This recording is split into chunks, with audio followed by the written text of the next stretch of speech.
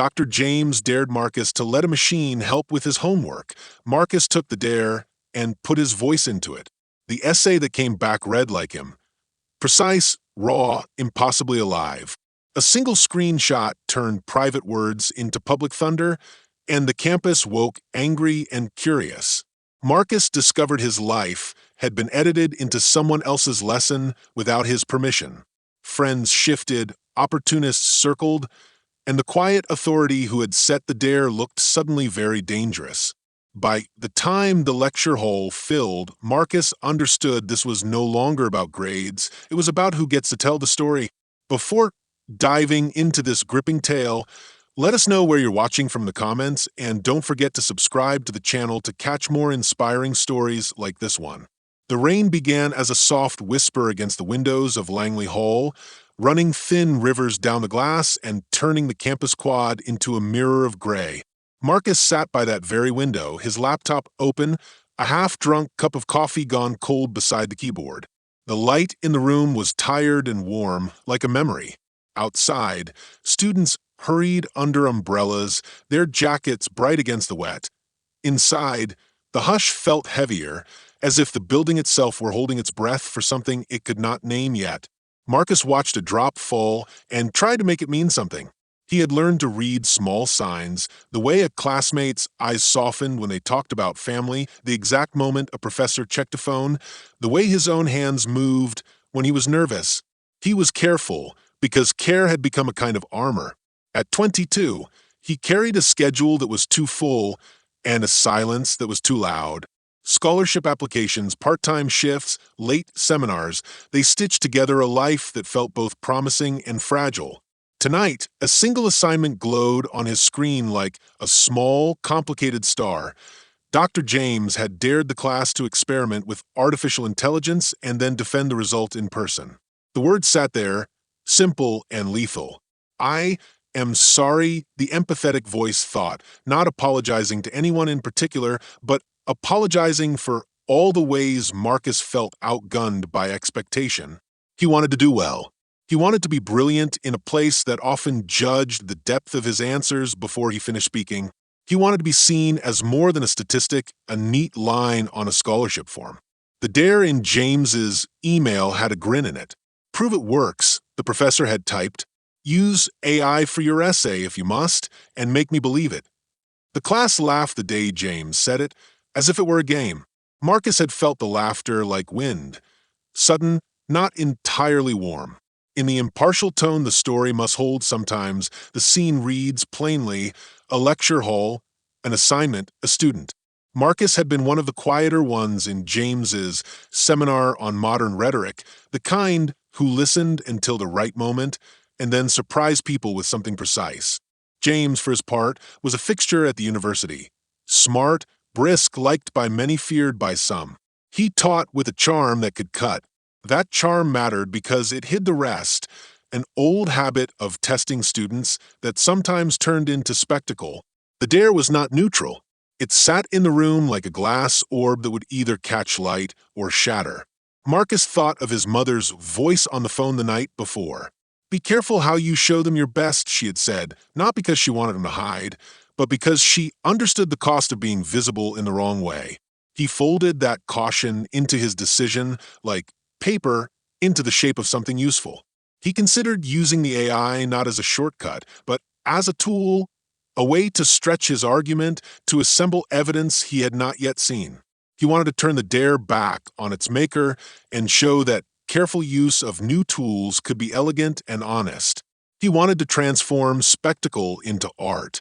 There was a low hum from the building's ventilation and the click of the keys as he began. Marcus typed phrases, fed them into the quiet of the machine, and waited like someone listening for thunder. The room smelled faintly of old coffee and clean paper.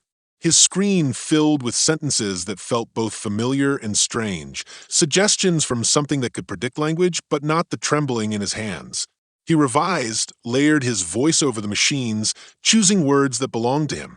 Each paragraph was a negotiation between what he knew and what he could reach for. The clock moved.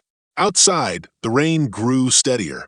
Across campus, James prepared for tomorrow's lecture in the way he always did, with a certain theater in his study, arranging notes as if setting a stage. He liked clear debates and clean wins. He liked challenges because they made the class lively. He did not always see what lingered under a dare. The way a student might interpret it as pressure, a test of belonging, a measure of who could bend without breaking. To him, the dare was iron and thought. To Marcus, it was a test wrapped in expectation. That gap would later prove large. A thought like a small flame rose in Marcus's chest. What if the submission were perfect in ways that mattered? What if it was sharper than any of James's own lectures? What if it quietly refused the spectacle and demanded something else? Respect, attention, reckoning? He did not know then that the choice he made would travel beyond the classroom, beyond the semester. He only knew the simple pressure of the moment, to answer honestly, to be brave, to try brilliance even when the world expected him to be careful. For now, the rain kept speaking against the glass. Marcus leaned closer, and the screen gave up one more paragraph, a sentence that felt like truth. He read it aloud to the empty room in a voice that surprised him by how steady it sounded. Somewhere in the building, a light switched off. The world outside blurred into a watercolor of lights and motion, and inside he pressed save. The small noise of the keystroke seemed louder than it should have been, as if it carried a weight beyond its sound. Marcus woke to his phone, buzzing like a trapped bird. For a moment he lay with his eyes closed, listening to the small, urgent chorus. Messages, mentions, emails. The memory of the night before, the rain on Langley Hall, the quiet clack of keys, the final careful click of save was still a warm smear behind his ribs. He reached for the screen with fingers that remembered the keyboard's shape. The lock screen showed 20 missed notifications. His mother's name at the top, a string of texts from friends, a direct message from a student in another class who rarely spoke, and then a headline that did not belong to any quiet campus. Student essay shuts down academic daring, brilliance, or bot? The headline was attached to a link he did not click at first. His thumb hovered. He felt the same small, precise trembling he used to hide during presentations. In the empathetic voice, the moment is small and private. A young man learning that something he poured his careful self into has left the room where he wrote it. In the impartial voice, an incident, a document shared beyond its intended audience, the beginning of something larger. Marcus opened his messages and read. The DMs were two kinds. Stunned praise. Marcus, this is incredible, and a harsher line. Is this even real? Did AI write that? Someone had posted a screenshot of a paragraph from his essay on a public forum. The paragraph read like his own breath, the cadence he had chosen, the exact metaphor about light in a window. The post asked whether instruments should be trusted, and it had been shared thousands of times already. He clicked the link. The page was a flurry. Students debating, bloggers sneering, professors weighing in. At the top, someone had titled the post with a sour little joke that nicked at him more than it should. College student tests AI, universe collapses. Underneath, the paragraph had been lifted whole, anonymized, and held up like an odd thing under light. The comments were quick and careless, beautiful and cruel in turns. Some praised the voice, others dismissed it as polished machine text. Somewhere below, a line of venom that stung differently because it spoke to things he'd once been taught to carry alone. Funny how these genius pieces show up when certain students want attention. There was a picture, too, a screenshot of an email header. The sender line read, Dr. James, Department of Rhetoric. Marcus's stomach dropped. He opened the attached file properties out of a kind of careful curiosity, a trick he'd learned in a web dev class, and there it was, the file's author metadata listed James L. Harrington. It was a detail easily missed by anyone who only read the post, but Marcus noticed it like a throb, because details were what he used to keep himself steady. He sat up.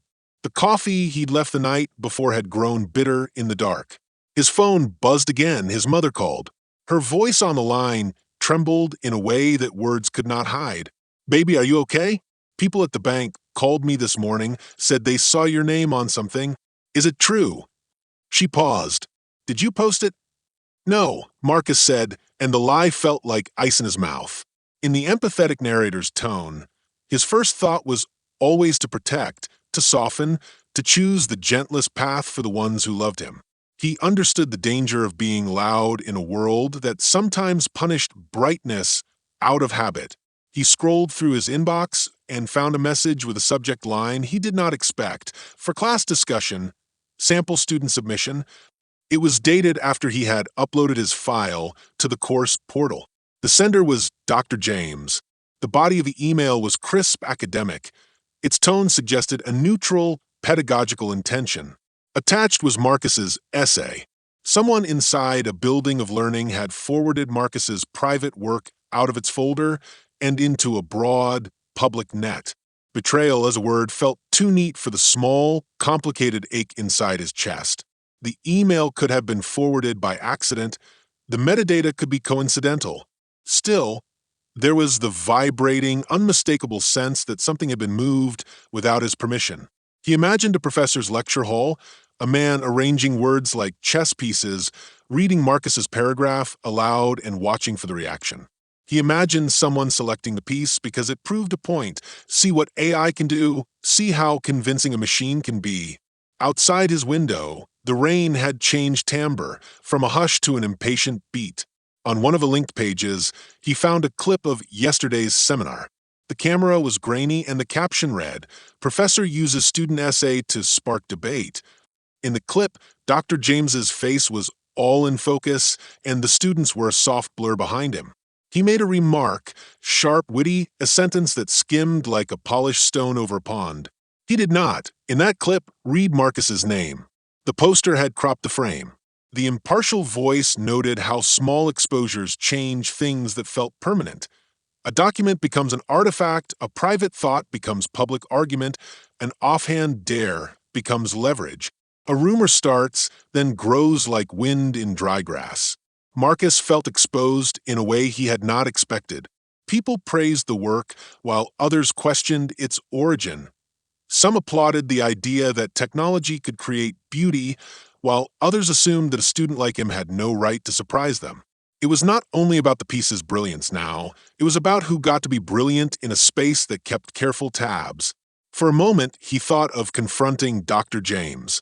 He imagined himself walking into the professor's office, the shelves of books, the careful lamp, the way James liked to fold his fingers when he intended to be both teacher and judge.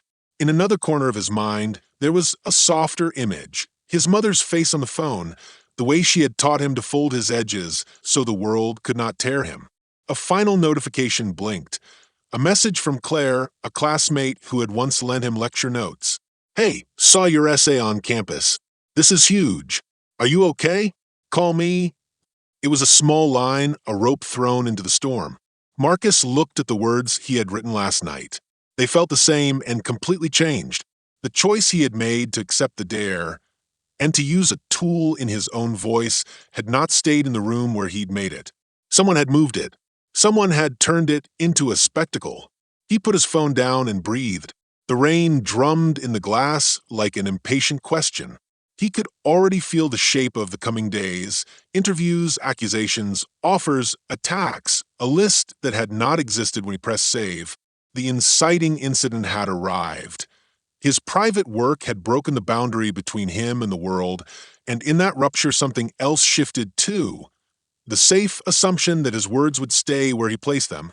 In the quiet that followed, Marcus realized that the real test had begun, and that the person he had trusted most in the classroom might be where the trouble started. Marcus found that the world rearranged itself around other people's words.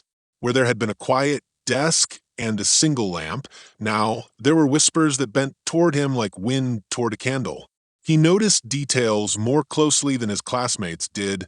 The small scar on Claire's knuckle from a bike accident, the way Daniel's laugh stopped a step too quickly when Marcus entered a room. These were the things that told him who might stand with him when the noise grew loud. Claire came by that afternoon with a thermos and a face that had trouble hiding excitement and worry at the same time. She dropped her bag on the chair and sat across from him, knees almost touching the edge of his desk as if proximity could fix something unseen. "You okay?" she asked, the question simple, real. Marcus looked at her and felt the steadiness in her voice like a hand on his shoulder. "I don't know," he said. Everything happened so fast." He told her about the post, the metadata, the comments that stung. Claire listened the way good friends do, with a quiet that held space. "You should tell James you didn't want it shared," she said finally. "If he used it without your permission, that's not right." Marcus hesitated. He thought of the professor's smile in class, the way James folded his hands when he wanted to appear just and fair. The confrontation felt heavy. What if he thinks I'm accusing him? Marcus asked, "What if it just makes things worse?" Claire reached across and squeezed his hand. "Then you tell people the truth. You did the work. You use tools, and you're honest about it. That's not shameful."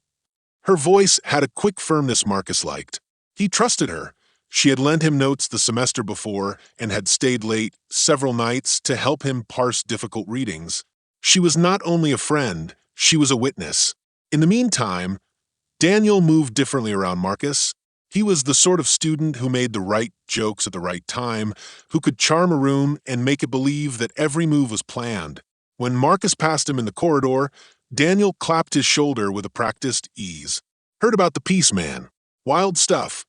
His smile was wide, but Marcus thought it too bright by half. Later, he learned Daniel had posted a link to the forum with a caption designed to be provocative. Daniel called it sharing for debate. The act put him closer to the center of the conversation. Marcus felt the prickle, proximity to spectacle often translated into advantage. At home, Sarah waited with a pot of tea and a mother's blueprint of worry. She asked practical questions. Had Marcus considered a statement? But between questions, her eyes traveled to his face, reading the fatigue there as if it were a weather map. "People will talk, but you know who you are," she said. "That shouldn't change." Her voice trembled, not from fear of gossip, but from knowing how the world sometimes stacked itself against people with names like theirs. Marcus folded his response into her care and let it sit. He needed the steadiness. Her words gave him more than he needed counsel. Dr. James watched the campus conversation from a distance. He preferred to call perspective. He had not intended to hurt anyone. In his office, he rehearsed the lecture he would give the next day, thinking of rhetorical theory and the ethics of technology. He told himself he had forwarded the essay to prompt discussion, to show the class how persuasive language could be when aided by algorithmic assistance. In his view, he had created a lesson. In the margins of his mind, there was a smaller, colder thought. If students saw the limits of their tools, if they saw how easily applause could be swayed by style over substance, perhaps they would grow more careful. He liked to prod. He liked the moment when a student discovered a mistake because discovery, to him, was better than comfort.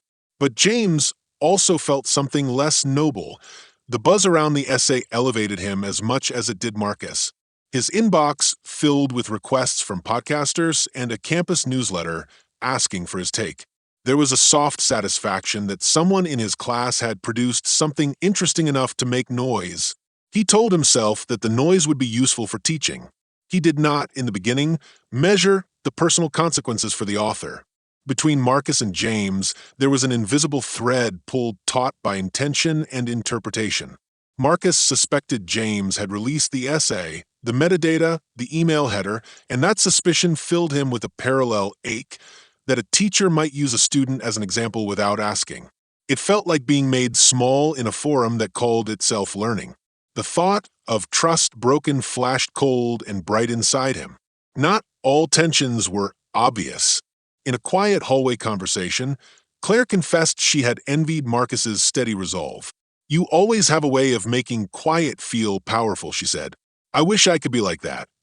The confession was thin and honest, and for Marcus, it landed like a soft apology for the jealousy that can live inside friendship. Claire's vulnerability reminded him that everyone carried private battles along with public faces. Daniel, meanwhile, talked about opportunity out loud. He explained to a small group how the debate could be leveraged for influence, for internships, for being noticed by the right people. His language turned pain into strategy. Marcus listened and felt a chill, the idea that something intimate could be repurposed into currency. It tightened the knot of unease he carried. Late one night, Marcus opened the course portal and watched the upload history as if it were a map of what had happened. A timestamp here, an IP address there. He had learned enough technical tricks to find breadcrumbs. One small file entry showed access from an account that belonged to a teaching assistant named Robert, a name Marcus had only seen in passing. The access time was a sliver after his own upload. The discovery was small, but in the dark it grew teeth. It suggested that more than one person had handled his work. Betrayal no longer seemed like a single, clean act. It could be a chain, a handful of hands passing a paper around until it became public. Marcus's chest tightened. The world felt like a mesh of motives, some tender, some strategic, some careless. The conflict that had begun as an academic dare was widening into a tangle of trust, ambition, and fear. He realized, with a clarity that both steadied and frightened him, that the next moves would not be only about essays and grades. They would be about power and credit, about who could tell other people's stories and who could not. And in that widening, everything felt more fragile than before. Marcus did not expect the small file name to carry the weight of a verdict. He opened the version history out of a habit that had once helped him catch a typo before a presentation. Lines of timestamps scrolled like quiet witnesses. His own upload sat there, followed by an entry he had not made. Edit by R. Harrington, 2:14 a.m. The letters were small and clinical, but his stomach flipped as if someone had shoved a cold hand into it. He called Claire first. "Look at this," he said, and held the phone so she could see the screen. Her voice on the line was quick and sharp. "Robert," she said, "you mean James's assistant?" "Yes." Marcus's voice was small. "There's an edit. Something changed." When he opened the edited file, one paragraph sat between two he recognized as his own. It read like a key turned in a lock, sudden, intimate, and raw. It described a memory Marcus had never put on paper. A winter night when his father had stood at their doorway and left without a word, the smell of his coat, the particular way the house had felt hollow afterward. Marcus felt the description like an intrusion. He had never written about that night. He had never told anyone those exact details. The empathetic narrator felt the ache in Marcus then, not only the shock of exposure, but the deeper bruise of discovery that someone had reached into his private chest and taken something only he had the right to hold. He thought of his mother, of the way she smoothed his hair when he was small, and of the private grammar of family stories that should not be rearranged by other hands. He went to see Robert in the teaching assistant's cubicle that afternoon. The room smelled faintly of printer toner and old tea. Robert looked up from his laptop with a face that had practiced calm. "Marcus," he said, "I didn't expect you so soon." Marcus did not soften. "Why did you edit my essay?" he asked. His voice did not wobble, but inside it felt like a bell pulled loud. Robert's fingers tapped the desk. He swallowed. Dr. James asked me to help prepare some samples for class discussion. He wanted a stronger emotional line, something that would make students feel the stakes when they read it out loud. He used the word "weighed" like it could be an apology. I added a paragraph to make the piece more compelling. Marcus stared. "You added a memory about my father. That's not mine. You don't have any right to put words about my life in my work." Robert's calm split a little. It was rhetorical. It fit the theme of the assignment. It showed depth. He looked at Marcus, then away, as if seeing the young man for the first time. "You write well. I thought enhancing it would help." The betrayal in the room was not loud. It was the kind that makes the air thin, a quiet theft. Marcus felt the world tilt. The impartial voice noted the transaction plainly. A teaching assistant on a professor's instruction altered a student's work to serve a lesson. It was a breach of an academic contract that did not need loud witnesses to be real. "You had no right," Marcus said again, but the words were softer now, like someone returning from a long stride. He felt both anger and a cold sorrow that came from being used as a prop. "Why would Dr. James do that? Why would he ask you to put words in my mouth?" Robert's answer came in a rush and then a slow unraveling. The professor thought it would drive discussion. He thought the class needed a concrete example of how narrative can be manufactured, how authority can shape what we call truth. Robert's mouth tightened. He said it would be safe, controlled. It was for pedagogy. Marcus felt the syllables like stabs. Controlled, he repeated. So, you thought it okay to make me a case study without asking me? Robert looked smaller than the cubicle allowed. I should have asked. He said it like a fact, not a plea. I didn't think about the consequences. I thought it would be helpful. I thought maybe it would make the point stronger. His hands, which had been steady, trembled a little. Outside, rain traced its slow confession down the windows. Marcus remembered the night he had typed the first draft, the care he had taken, the way he had layered his voice over the machine's suggestions. He had trusted the process. That trust felt like something plucked from him and handed to strangers. The deeper shock arrived as Marcus replayed a memory Robert had mentioned casually. Dr. James had been talking about a conference, an upcoming panel on technology and pedagogy. He wanted an example that would go a little viral, Robert had said. He thought the spectacle would bring attention to the debate and to his name. The thought of it, a professor willing to orchestrate a spectacle using a student's life, made something inside Marcus harden into clarity. This was no accidental forwarding now. It was a choice. When Marcus left the cubicle, his hands were nearly numb. The betrayal had widened from a single file transfer into a plan. Someone he had been taught to respect, someone put in charge of shaping minds, had used him as scaffolding for a lesson that served the teacher's reach as much as the lesson's substance. The impartial narrator recorded it, authority had been weaponized, pedagogy had been braided with self-interest. He walked campus paths that felt too familiar and too strange. Students brushed past him with the careless certainty of people who had not been rearranged by small cruelties. He thought of Claire's steady presence, of Sarah's worried hands, and of Daniel's opportunistic smile. The network of people around him had rearranged roles.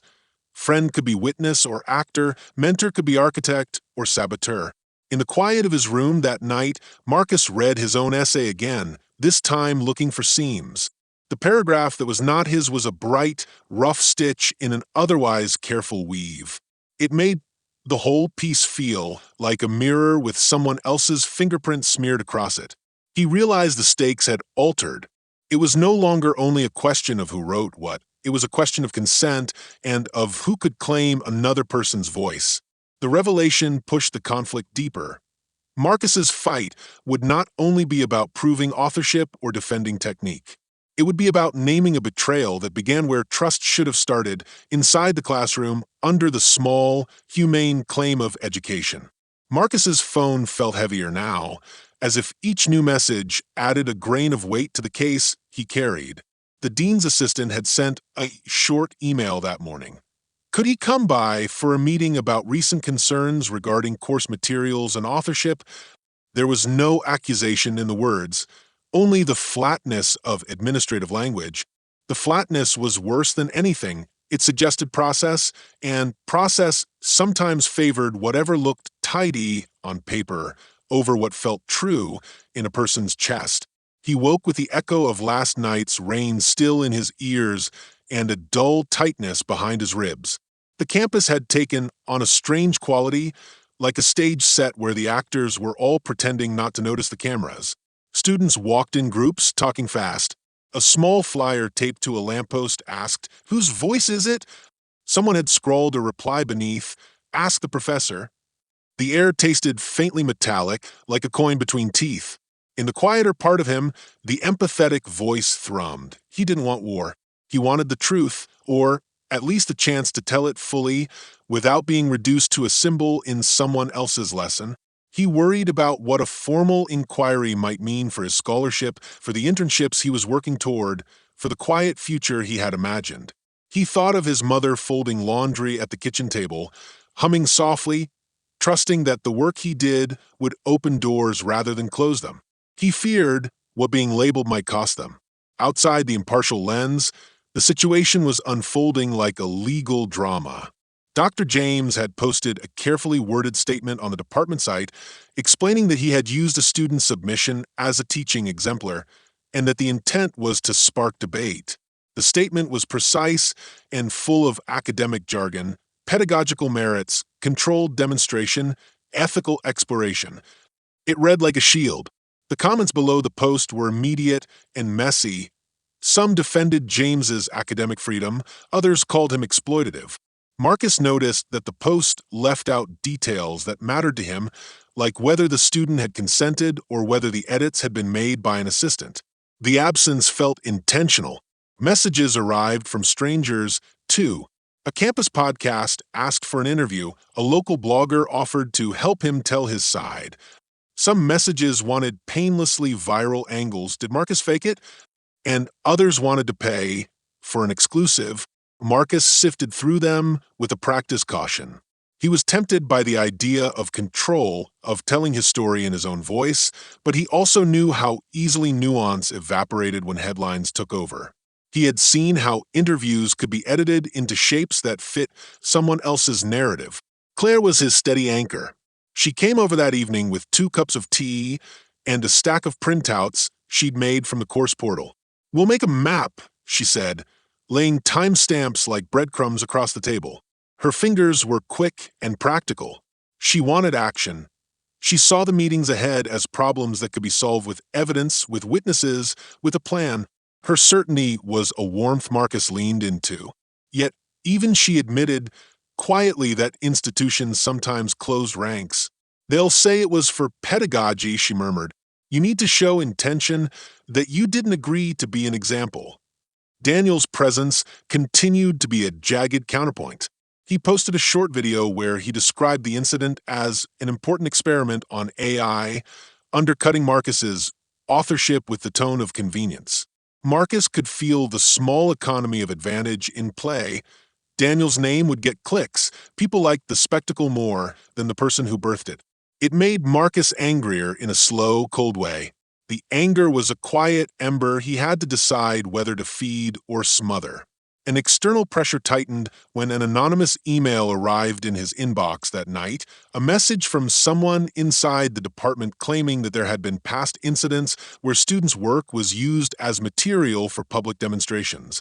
The claim was vague, but the implication was clear and poisonous. This might be a pattern and not a one-off mistake. Marcus read and reread the lines until they blurred.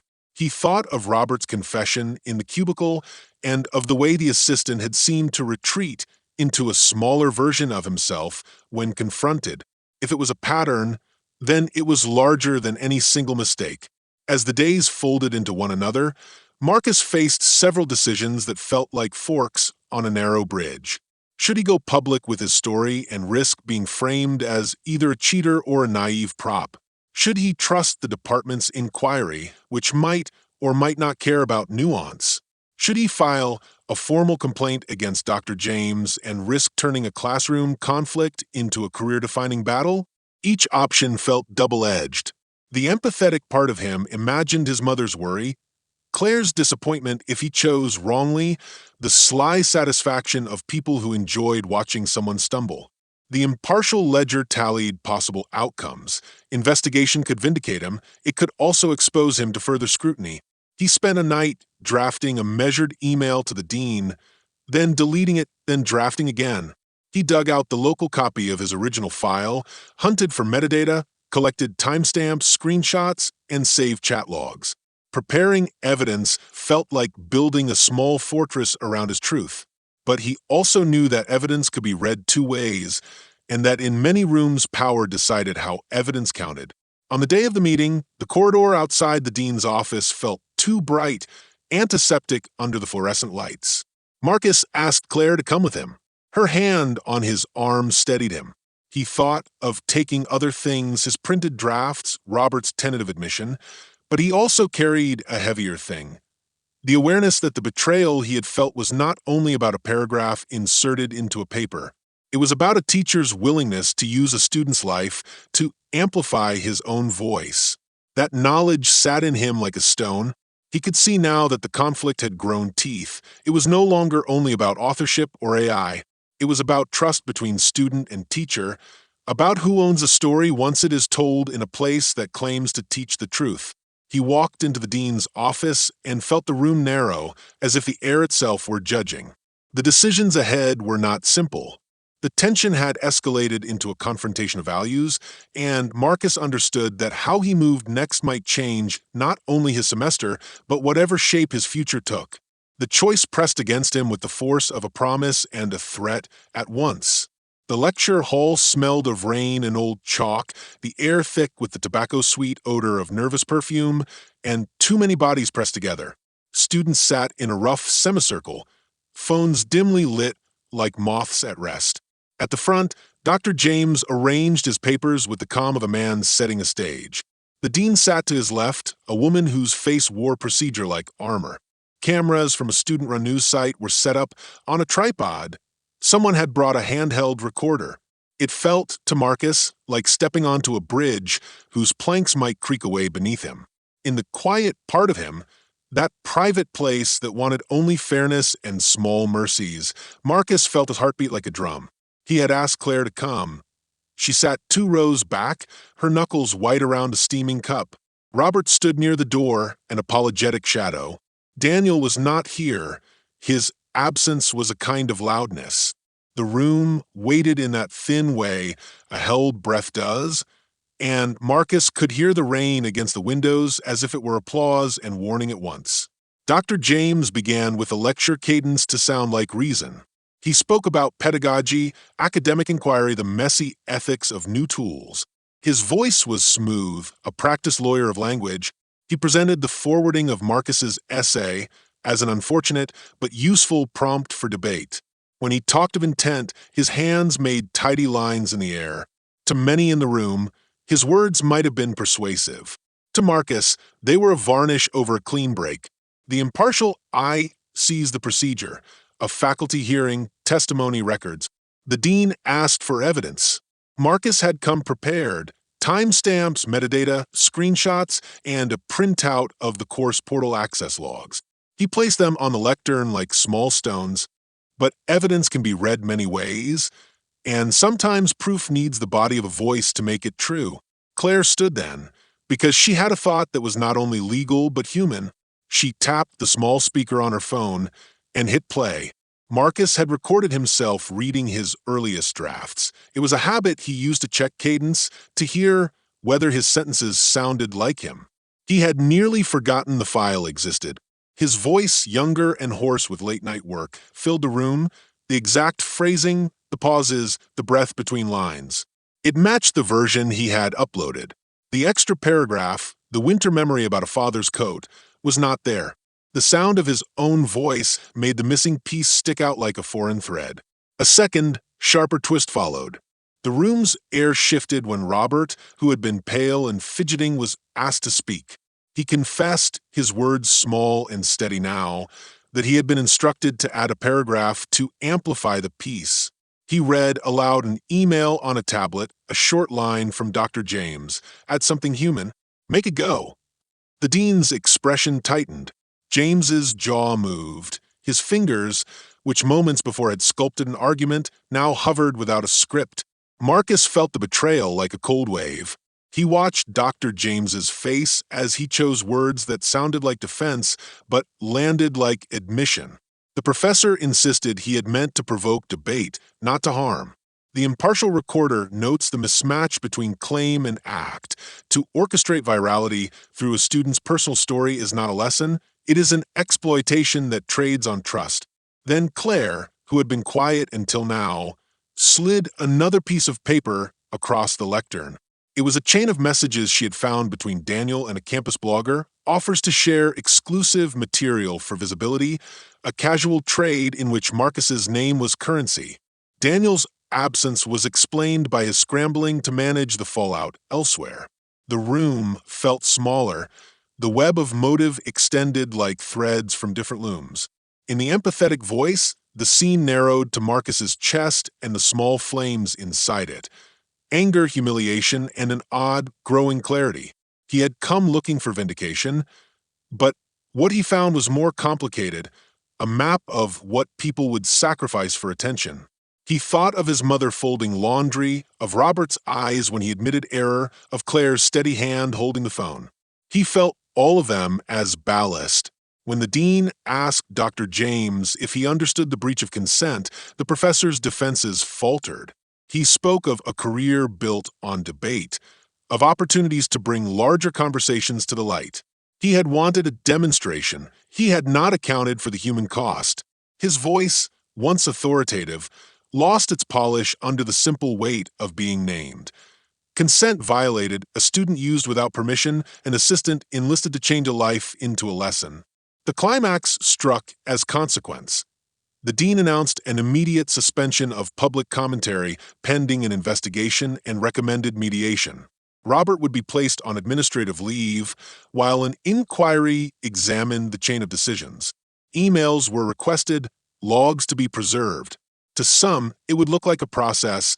To Marcus, it was the first time the institution had recognized harm on his terms. But the ending of the confrontation was not a clean victory. Outside the hall, voices still argued that the spectacle had sparked necessary debate. Online, some mocked the drama, others rallied. Marcus felt the double edge of victory. Relief that truth had been shown, and sorrow that truth required stripping open things that wound him. He had proven authorship, he had revealed intent. Yet he had also learned how precarious trust could be inside corridors that claimed to teach truth. That night, Marcus walked home under rain that felt less like warning and more like a rinsing. The city lights blurred to long strokes of color. His shoes made soft splashes on the sidewalk. He thought of what had happened and what would happen next. He had lost some innocence, the easy belief that those with titles would always safeguard the vulnerable. He had gained a harder knowledge that speaking up might fracture, but it also could mend by naming. In the quiet after the storm, Marcus sat at his window and looked at his saved drafts. His voice, his real human voice, was there in file and memory. He understood that the fight ahead would not be only about correcting a record. It would be about changing how stories were treated in rooms that had the power to make them public. He felt a slow resolve rising, not the triumph of someone who had been proven right, but the steady determination of someone who would no longer let his life be repurposed without his say. The days after the hearing moved with the careful, bureaucratic rhythm of institutions learning to be ashamed. Emails promised inquiries and impartial reviews. Folders swelled with printouts and printouts of printouts. The dean, Evelyn, called for a formal panel that would examine who had done what and why. In the softer, inward voice, Marcus felt a small, private relief that the thing he had feared most, being silenced by procedure, had at least been aimed. He also felt how slow the machinery of redress could be. Justice, he found, had office hours. The panel's findings were not the tidy vindication some had hoped for, nor were they a total defeat. The impartial record showed a breach of consent. Dr. James had authorized edits, and the intent to craft a viral example was documented in emails. Robert was placed on leave for having acted without clear student consent, and James faced a semester suspension and mandatory ethics training, with the possibility of further consequences depending on the wider inquiry. Daniel's informal trading of the piece for clicks earned him a public reprimand and a campus apology video that felt small against the noise he'd helped make. The university agreed to revise policies on student work and digital distribution. Consent forms would now be explicit. A student's assignment could not be used for public demonstration without written permission. Paperwork, Marcus thought, could be a form of protection if it were written with care. In the empathetic voice, the outcome carried weight that the dry list could not capture. Marcus watched Dr. James leave the department one afternoon. The man who had once taught him cadence and metaphor now walked with a careful step, his public swagger eroded. He did not relish watching another person fall. The victory tasted blank without warmth. He wanted an apology that acknowledged harm, not a lecture on intention. To his surprise, James did write a letter, not the defensive memo of the first days, but a raw, shorter note that admitted mistakes and asked for forgiveness. Reading it, Marcus felt something like an ache that was equal parts sorrow and release. It did not erase what had happened. It did not undo the betrayal, but it was a recognition, and recognition had its own kind of weight. Claire stayed close in ways that were larger than companionship. She helped him draft a campus-wide letter proposing ethics training led by students for faculty. He found himself, reluctantly at first, thinking about policy work, about turning a personal violation into a safeguard for others. He realized that reclaiming his voice meant not only proving it, but also protecting it. He sat across from students in small rooms and told them what had happened, and slowly a group coalesced around the idea of consent workshops and a student advisory board on digital pedagogy. Marcus, who had once preferred the quiet of observation, discovered a new, quieter call to lead. There were quieter reckonings, too. Robert returned for a mediated conversation. He was contrite without melodrama, his apology the kind that carried the soft admission of someone who had learned the cost of thoughtless technique. Marcus accepted it in part because the human ledger required that affordance. He understood that not every betrayal came from malicious grand design. Some came from habit, from the academic hunger for spectacle, from small compromises that became injury. The impartial frame registered that institutions often fail people through a series of ordinary choices. Naming that pattern felt more useful than excoriating a single soul. Outside the campus, voices still argued.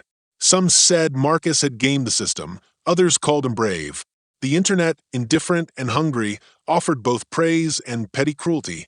Offers for interviews came, and a few journalists asked for a headline-ready quote that would feed their next virality. Marcus turned most of them down.